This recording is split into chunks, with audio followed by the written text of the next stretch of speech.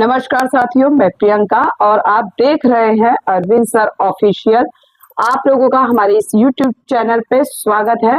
और इस YouTube channel में हमारी जो सीरीज शुरू होने जा रही है, आज से ही हमने शुरू कर दी है, वो है बातें इतिहास की।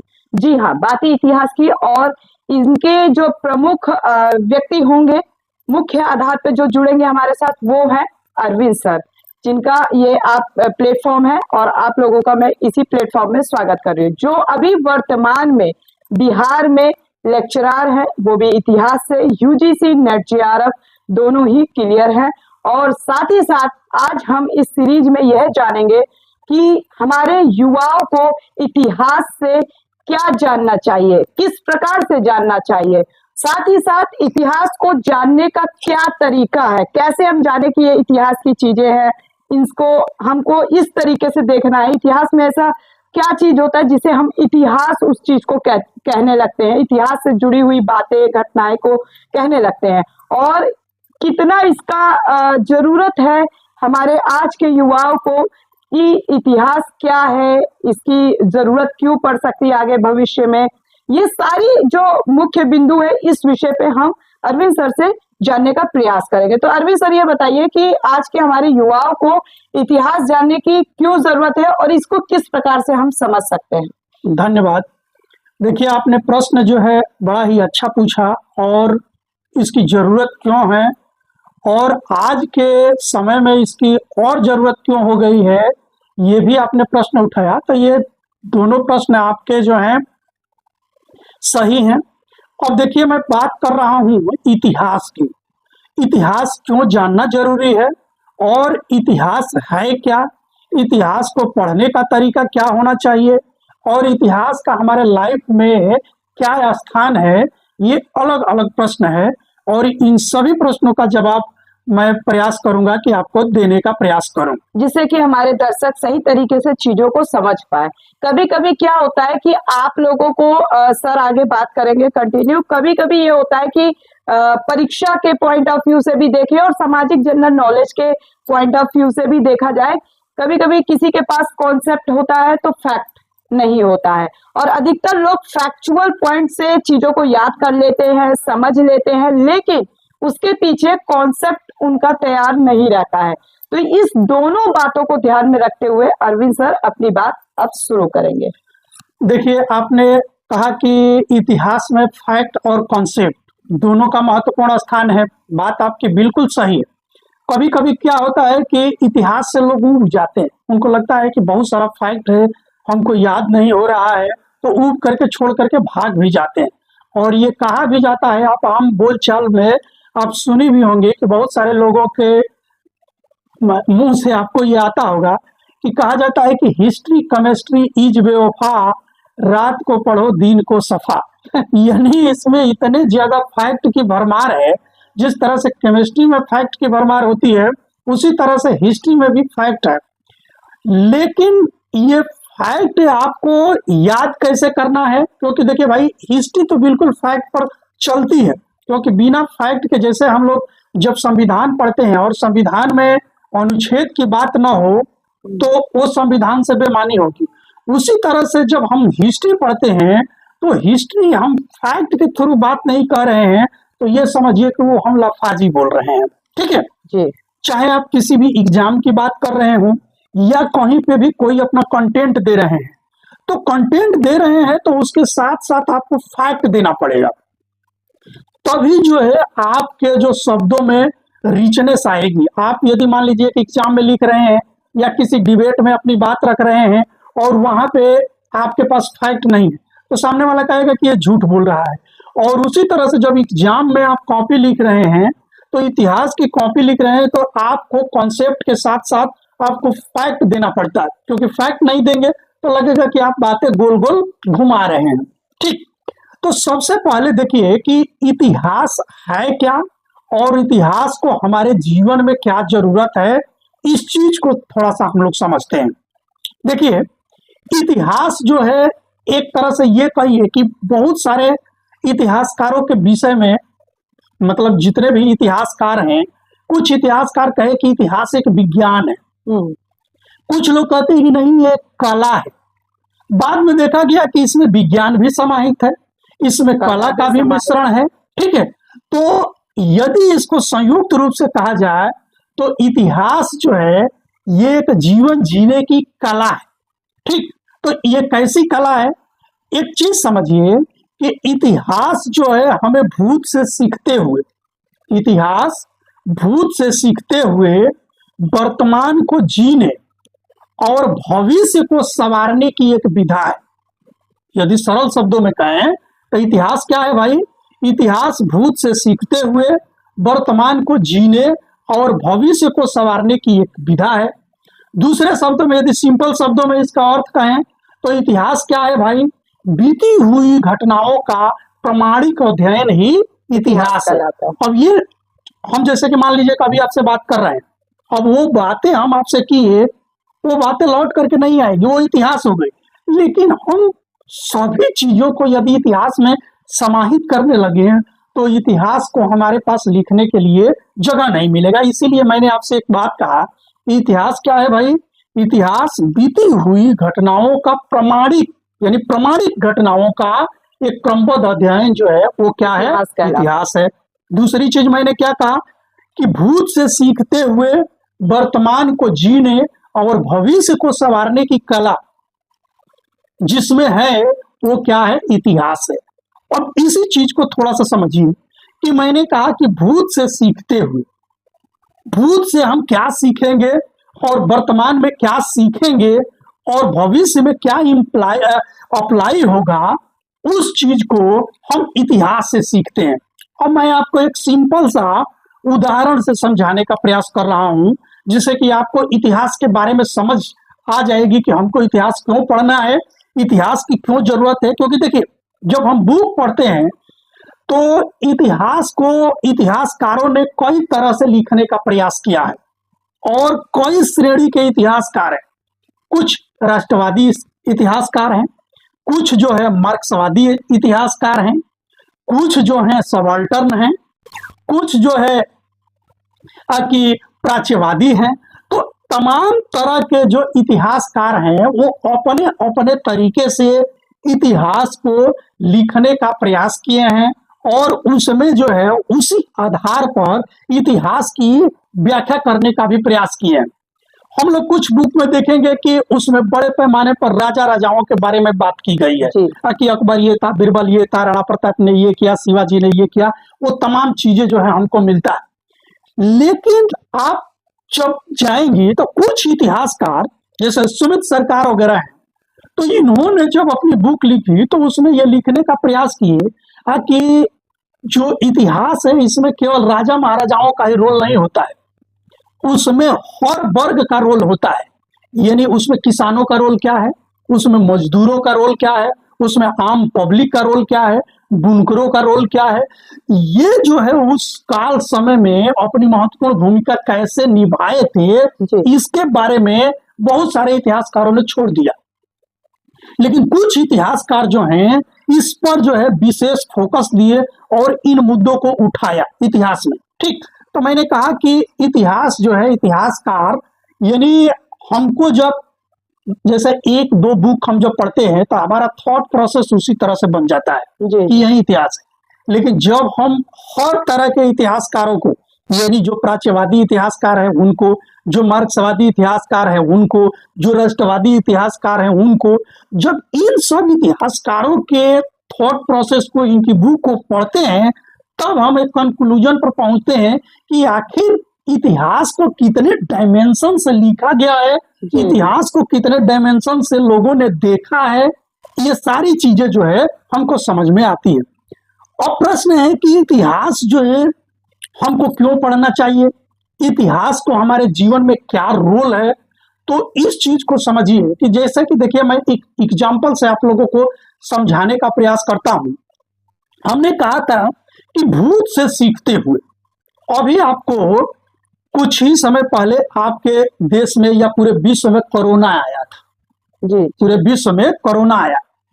अब कोरोना में ये हमने देखा कि सभी लोग सोशल डिस्टेंसिंग, सोशल डिस्टेंसिंग यानी सामाजिक दूरी का कॉन्सेप्ट जो है सभी जगह आपको रेडियो में, टीवी में, लोगों के बीच में सुनने को आया, ताकि 2 गज की दूरी, मास्क है जरूरी। ये चीज आप लोग रेडियो में डेली सुनते थे। अब आपको ये चीज सोचना है कि भाई ये 2 गज की दूरी और मास्क ही जरूरी, ये सोशल डिस्टेंसिंग हम कहाँ से सीखे? हमको क्या पता था कि ये आ रहा है तो हमको ऐसे करना चाहिए? तो इस चीज को आपको सिखाया इतिहास ने। जब आप देखेंगे कि आपके घर में, किसी के घर में छोटी माता हो जाती है, बड़ी माता हो जाती है, तो हम लोग क्या करते हैं कि उस व्यक्ति को आइसोलेट कर देते हैं, मतलब एक रूम में उसको रख देते हैं और डिस्टेंस मेंटेन करते हैं। क्यों? क्योंकि भाई उसे छूने से आपको हो सकता है, दूसरे को हो सकता है। तो इस चीज को हम पहले से सीखे थे, पहले से हम क्या किए थे? सीखे हुए थे, यानी भूत से सीखे हुए थे।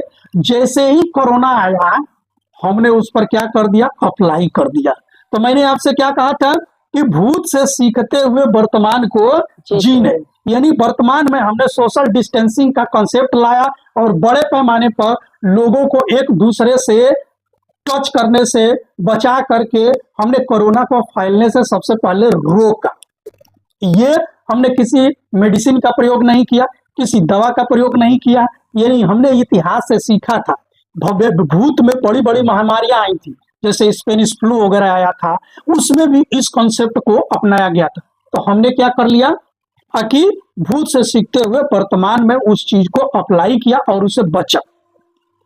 और हमने एक चीज और बताया कि भूत से सीखते हुए वर्तमान को जीने और भविष्य को संवारने की कला है, जिसमें विधा है, वो इतिहास है। अब हमने जो है इसको वर्तमान में तो अप्लाई कर दिया कोरोना में, लेकिन कोरोना में क्या चीज हमको पता नहीं था और किस चीज की हमको कमी महसूस हुई, जिसको कि हम भविष्य में अप्लाई करेंगे, अब वो मैं आपको बता रहा हूं जी।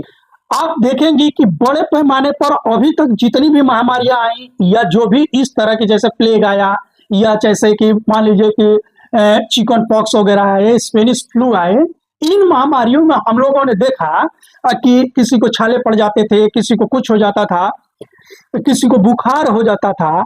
लेकिन जब ये कोरोना आया तो कोरोना जो है हमारे सांस को ही रोकना शुरू कर दिया। उन बीमारियों में ऐसा नहीं होता था, यानी वो सांस से संबंधित बीमारी नहीं होती थी, और इस कोरोना ने पूरी तरह से व्यक्ति को सांस को जकड़ लिया। और जब सांस को जकड़ा तो हम लोग देखे कि बड़े पैमाने पर लोगों को ऑक्सीजन की जरूरत महसूस हुई। और आप एक चीज देखिए कि हमारे यहाँ या पूरे विश्व में व्यक्ति को ऑक्सीजन लेने के लिए ऑक्सीजन की कमी नहीं है। पूरे वायुमंडल में जो है हमारे यहाँ ऑक्सीजन की कमी नहीं है, ठीक है। हम जानते हैं कि हमारे वायुमंडल में पर्याप्त ऑक्सीजन है, लेकिन वो ऑक्सीजन हमारे पास स्टोर नहीं था। वायुमंडल में तो था लेकिन स्टोर नहीं था, जिससे कि हम उस समय जिस व्यक्ति को सांस की यानी ऑक्सीजन की जरूरत महसूस हो रही थी तो उसको हम प्रोवाइड करा सके। कुछ सिलेंडर थे, लेकिन अब हर लोगों को ऑक्सीजन की जरूरत पड़ रही है, तो कहां से हम इतने बड़े पैमाने पर ऑक्सीजन लेकर के आएंगे। और ये हम लोगों ने देखा कि हमको अरब देशों से, यूएई से, थाईलैंड से, तमाम देशों से हमको ऑक्सीजन मंगाना पड़ा और अपने लोगों को जान बचाना पड़ा।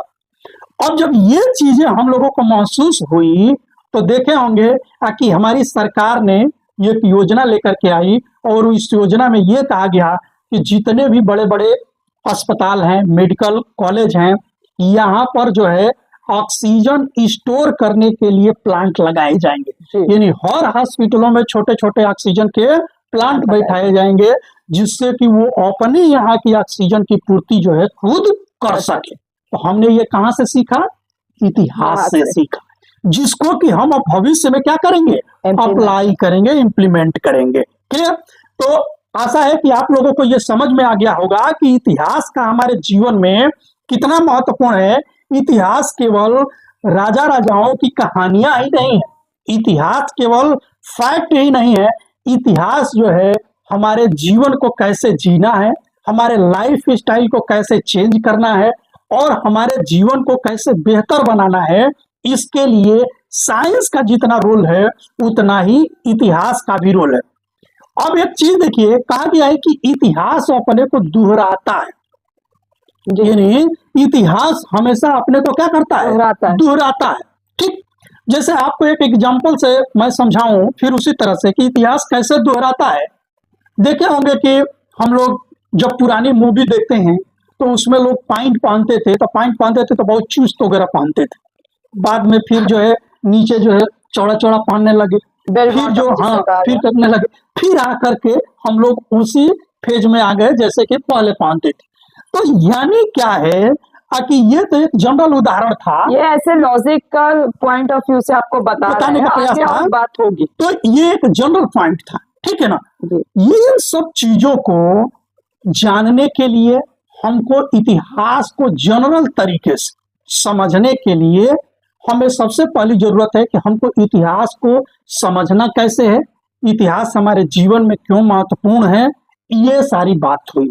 अब देखिए हम आते हैं इतिहास के मेन पॉइंट पर। अभी तो हम आपसे बात कर रहे थे कि इतिहास को कैसे जाने, इतिहास है क्या, और इतिहास को समझने के लिए क्या जरूरत है।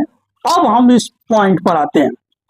सबसे पहले देखिए कि जो हमारे यहाँ इतिहास है, इतिहास को हम लोग कई खंडों में बांटे जी। जैसे आप देखेंगे कि प्राचीन इतिहास, मध्यकालीन इतिहास, आधुनिक इतिहास, समकालीन इतिहास, विश्व इतिहास, ये तमाम तरह से हम लोग इसको छोटे छोटे टुकड़ों में बांटे। यानी हमें बांटने का सेंस ये है कि जो हमारे हिस्टोरियन है, इतिहासकार है, इनको कई खंडों में बांटे।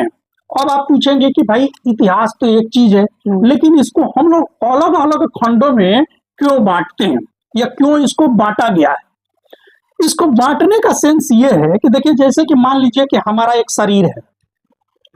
शरीर है, जब आप डॉक्टर के पास जाते हैं या हॉस्पिटल में जाते हैं तो आप देखते हैं कि गाइनो का डॉक्टर कहीं अलग मिलता है, हड्डी का डॉक्टर अलग मिल रहा है, आंख का डॉक्टर अलग है, पेट का डॉक्टर अलग है, सर्जन अलग है, नाक कान गला का डॉक्टर अलग है, ब्रेन का डॉक्टर अलग है। ये आपको दिखाई देता है जब आप मेडिकल में जाते हैं। अब आपको समझ में आएगा कि भाई हमारा शरीर तो एक ही है, और हमारे पास जब वहां जाते हैं तो अलग अलग डॉक्टर मिलते हैं, अलग अलग डिपार्टमेंट मिलता है। इसके पीछे का कारण क्या है? तो अब ये चीज, जैसे ही मैं आपके दिमाग में ये प्रश्न डाला, अब आप समझ गए होंगे कि इतिहास को क्यों जो है अलग अलग खंडों में, भागों में बांटा गया। अब जैसे कि हॉस्पिटल का मैंने उदाहरण दिया, अब देखिए कि मान लीजिए कि कोई आंख का डॉक्टर है, तो वो आंख पर उसका विशेष रिसर्च है। आंख पर जब उसका विशेष रिसर्च है तो वो जो है आंख के बारे में बेहतर तरीके से जो है अपना एनालिसिस कर पाएगा, उस पर रिसर्च कर पाएगा। कोई पेट का है तो पेट पर, लेकिन कोई जनरल फिजिशियन है तो वो संपूर्ण शरीर का देख लेता है, ठीक है ना जी। उसी तरह से इतिहास को अध्ययन की दृष्टि से बेहतर और रिसर्च की दृष्टि से उस पर बेहतर तरीके से काम करने के लिए इसको जो है अलग अलग पार्टों में बांटा गया। अब एक इतिहास को कहते हैं कि प्राचीन इतिहास यानी एंशिएंट हिस्ट्री, दूसरे पार्ट को कहते हैं मिडिवेबल हिस्ट्री, तीसरे को कहते हैं मॉडर्न हिस्ट्री, और एक है वर्ल्ड हिस्ट्री या एक कहते हैं कंटेम्पररी हिस्ट्री, ठीक है ना। और देखिए कि ये भी बांटने के पीछे जो है इतिहासकारों में बड़ा ही विभेद था, बड़ा ही तर्क वितर्क था। कुछ लोग कहते थे कि भाई जो एंशिएंट हिस्ट्री है इसको प्राचीन इतिहास काल न कह करके इसको हिंदू इतिहास कहा गया, क्योंकि यहाँ पर बड़े पैमाने पर जो है हिंदू राजाओं ने शासन किया। मध्यकालीन इतिहास की जब बात आई तो उसमें कहा गया कि भाई इसमें तो है मुस्लिम जो है शासन किए हैं, इसको मुस्लिम इतिहास कहा जाए।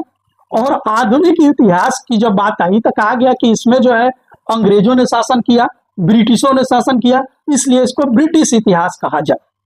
लेकिन जब इस पर तर्क हुआ, इतिहासकारों में इस पर चर्चाएं हुई, तो ये देखा गया कि यदि इनकी बातों को, जो ये कह रहे हैं, यदि इनकी बातों को हम स्वीकार करते हैं कि मान लीजिए कि एंशिएंट हिस्ट्री को और एंशिएंट हिस्ट्री देखिए कि ये शुरू हो जाता है आपके जैसे कि मानव के उद्भव से लेकर के और 1206 तक जो है हम लोग एंशिएंट हिस्ट्री में रखते हैं। ठीक, एंशिएंट हिस्ट्री के लास्ट वाले पार्ट को ही इसको प्री मेडिएवल भी कहते हैं। ठीक, अब 1206 से लेकर के 1707 तक के काल को हम लोग मध्यकालीन इतिहास और 1707 से लेकर के 1947 तक के इतिहास को हम लोग आधुनिक इतिहास काल में रखते हैं। और 1947 से लेकर के अब तक का जो इतिहास है ये स्वतंत्र भारत के इतिहास के रूप में हम लोग इसको पढ़ते हैं।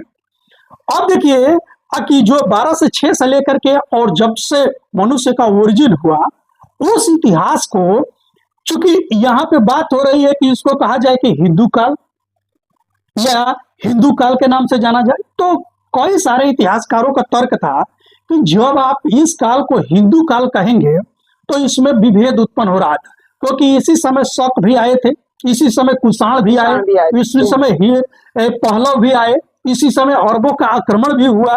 तो कहा गया कि यदि हम इस काल को हिंदू काल कहेंगे तो ये जितने बाहर से आए इनको क्या कहेंगे, तो इसमें जो है विभेद उत्पन्न होने लगा। इसलिए कहा गया कि नहीं ये चीज हटाइए, क्योंकि यहाँ पे कंट्राडिक्शन उत्पन्न हो रहा है, इसलिए इस पूरे काल खंड को हम लोग क्या कहेंगे, प्राचीन इतिहास। क्लियर हो गया जी। अब देखिए जो मध्यकालीन इतिहास की बात आई तो इसमें कहा गया कि भाई इस काल को मुस्लिम काल कहा जाए। यानी मुस्लिम काल कहने का सेंस ये था कि इसमें बड़े पैमाने पर मुस्लिम शासकों ने रूल किया, क्योंकि हम शासक की दृष्टि से इस काल को डिवीजन किए हैं। तो देखा गया कि कुछ इतिहासकारों ने कहा कि भाई आप जब इसको पूरे काल खंड को मुस्लिम काल खंड कहेंगे तो शिवाजी को कहाँ रखेंगे, यानी मराठों को कहाँ रखेंगे, यानी रणजीत सिंह को कहाँ रखेंगे, इस समय हरिहर बुका जो है शासन कर रहे हैं दक्षिण में, उनको कहाँ रखेंगे। ठीक है ना, यानी ये जो है हिंदू शासक ये भी इस समय है, और इस पूरे कालखंड को यदि मुस्लिम कालखंड कर देंगे तो इतिहास के साथ आप न्याय नहीं करेंगे। इसलिए इस काल को जो है न तो हिंदू काल और न मुस्लिम काल, इसको मध्यकाल यानी मिडेवल हिस्ट्री के नाम से जाना गया। अब रही आधुनिक इतिहास की बात, जो 1707 से लेकर के और 1947 तक का काल चला। ईस्ट इंडिया कंपनी आ रही है, इसमें पुर्तगीज आ रहे हैं, डच आ रहे हैं, ठीक है ना, इसमें बहुत सारी कंपनियां फॉरेन आ रही हैं, तो इसमें कहा गया कि इसको ब्रिटिश काल कहा जाए। लेकिन फिर यही वाली बात हुई कि ये कहा गया कि जब इस काल को आप ब्रिटिश काल कहेंगे तो इसी समय दक्षिण में कौन है भाई, टीपू सुल्तान भी हैं। इसी समय कौन है कि आप चले जाइए तो मराठे भी उस एरिया में शासन कर रहे हैं। आप इसी तरह से चले जाइए तो यहाँ पर यानी जाटों का कहीं पे राज्य है, कहीं पे सिखों का राज्य है। ठीक, तो ये छोटी छोटी जैसे कि यहाँ पे आप ये देखेंगे कि आदिवासी का भी राजपूतों का काल है, कुछ जगह पे देखेंगे आके आदिवासी रियासतें भी हैं। तो कहा गया कि यदि ये पूरे काल खंड को आप ब्रिटिश काल कहेंगे तो जो छोटी छोटी हमारी रियासतें थी उनको हम कहाँ पे रखेंगे, और ये जो राजा रजवाड़े जो शासन करते थे इसको कहाँ पे रखेंगे। इसलिए इस कालखंड को ब्रिटिश कालखंड न कह करके आधुनिक कालखंड यानी आधुनिक भारत का इतिहास के नाम से जाना गया। ठीक, और आजादी के बाद चूंकि 1947 के बाद जो इतिहास लिखा गया उसे स्वतंत्र भारत का इतिहास के नाम से जाना गया। तो इस प्रकार से यानी इतिहास का पूरा जो है डिवीजन किया गया, और एक इतिहास हम लोग पढ़ते हैं वर्ल्ड हिस्ट्री यानी विश्व का इतिहास। विश्व के इतिहास में हमारे पास विश्व की जो सभ्यताएं हैं यानी जो सिविलाइजेशन डेवलप हुआ, विश्व में कौन कौन सी घटनाएं जो है महत्वपूर्ण घटी, जैसे फ्रांस की क्रांति कैसे हुई, रशिया की क्रांति कैसे हुई, चाइनीज क्रांति कैसे हुई, नाजीवाद का डेवलपमेंट कैसे हुआ, फांसीवाद का डेवलपमेंट कैसे हुआ, ठीक है ना, यानी इंग्लैंड में जो है रक्तहीन क्रांति कैसे आई। इन तमाम चीजों को जो है वर्ल्ड हिस्ट्री के सिलेबस में रखा गया है और वर्ल्ड हिस्ट्री के अंतर्गत हम लोग इसको पढ़ते हैं। तो ये चीज तो है कि इतिहास को हम कैसे जाने, इतिहास को हम कैसे पढ़ें और इतिहास को हम किन काल खंडों में डिवाइड किए हैं। तो आप लोगों को ये बात समझ में आ गई होगी कि इतिहास को पढ़ने का हमारा तरीका क्या होना चाहिए, इतिहास की जरूरत क्या है और इतिहास को किन काल खंडों में बांटा गया।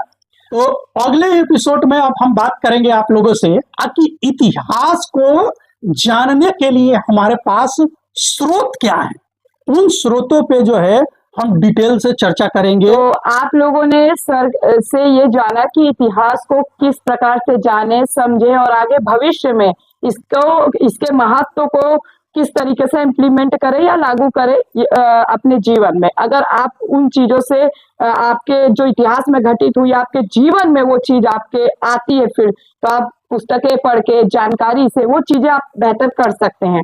अब आप लोग आगे स्रोत के बारे में जानेंगे, जैसा कि सर ने आगे बोला कि इतिहास जानने के क्या क्या प्रमुख स्रोत थे। अगर आप लोगों को हमारे इतिहास की बातें इस सीरीज का ये पहला पार्ट अच्छा लगा हो तो ज्यादा से ज्यादा लोगों के बीच में शेयर करिएगा, लाइक करिएगा। चैनल में अगर नए हैं तो चैनल को सब्सक्राइब करना, साथ ही साथ बेल आइकन प्रेस करना बिल्कुल नहीं भूलना है आपको, जिससे कि आपका फैक्ट एंड कॉन्सेप्ट ये दोनों ही एक दूसरे के पूरक हैं। जानना जरूरी है। कभी कभी एग्जाम में आपके फैक्चुअल पॉइंट पूछता है तो आपको कॉन्सेप्ट नहीं पता होता है, तो कभी कभी कॉन्सेप्ट पूछता है तो फैक्चुअल नहीं, आपस में एक कंट्राडिक्टरी वाला पॉइंट क्रिएट हो जाता है। तो अगर आपको ये सीरीज अच्छी लगी हो, बस ज्यादा से ज्यादा हम आशा करते हैं आप ज्यादा से ज्यादा स्टूडेंट और अपने समाज के लोगों के बीच में शेयर कर सकते हैं। सभी को जानने के लिए जरूरी है, स्टूडेंट के साथ साथ अन्य सभी लोगों को। मिलते हैं अगली इतिहास के बातें जो सीरीज चल रही है अगले इस पार्ट में। तब तक के लिए धन्यवाद।